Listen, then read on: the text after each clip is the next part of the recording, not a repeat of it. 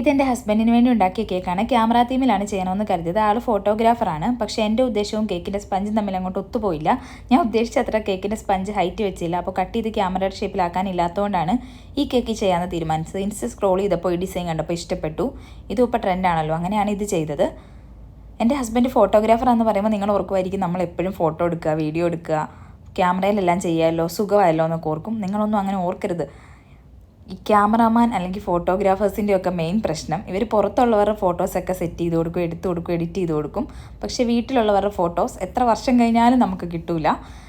ഞങ്ങളുടെ കല്യാണം കഴിഞ്ഞിട്ട് 5 വർഷമായി. ഞങ്ങളുടെ കല്യാണത്തിൻ്റെ വീഡിയോ ഹസ്ബൻഡിൻ്റെ ഫ്രണ്ടാണ് എടുത്തു കൊടുത്തത്. ഹസ്ബൻഡ് എഡിറ്റ് ചെയ്തോളാന്ന് പറഞ്ഞിട്ട് 5 ഇയറായിട്ട് ഞങ്ങളുടെ വീഡിയോ ഇതുവരെ എഡിറ്റ് ചെയ്ത് തീർന്നിട്ടില്ല. നമുക്കതൊന്നും കാണാൻ പോലും പറ്റിയിട്ടില്ല.